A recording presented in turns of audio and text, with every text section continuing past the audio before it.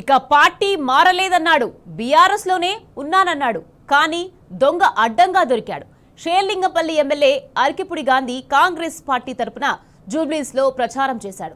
Congress party అభ్యర్థికి మద్దతుగా కళ్యాణ్ నగర్ శ్రీ శక్తి apartment సభ్యుల సమావేశంలో పాల్గొన్నాడు అరకిపుడి. కాంగ్రెస్ పార్టీకే ఓటేయాలని అభ్యర్థించాడు.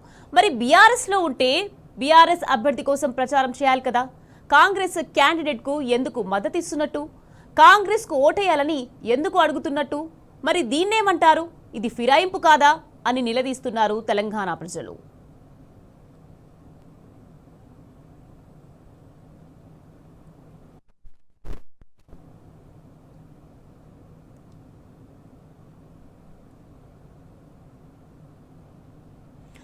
పార్టీ మారలేదన్నాడు, బీఆర్ఎస్ లోనే ఉన్నానన్నాడు. కానీ దొంగ అడ్డంగా దొరికిపోయాడు.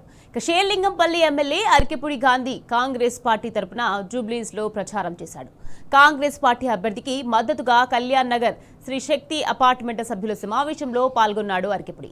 కాంగ్రెస్ పార్టీకి ఓటేయాలని అభ్యర్థించారు. మరి బీఆర్ఎస్ లో ఉంటే బీఆర్ఎస్ అభ్యర్థి కోసం ప్రచారం చేయాలి కదా. కాంగ్రెస్ క్యాండిడేట్ కు ఎందుకు మద్దతిస్తున్నట్టు, కాంగ్రెస్ కు ఓటేయాలని ఎందుకు అడుగుతున్నట్టు, మరి దీన్నేమంటారు? ఇది ఫిరాయింపు కాదా అని నిలదీస్తున్నారు తెలంగాణ ప్రజలు.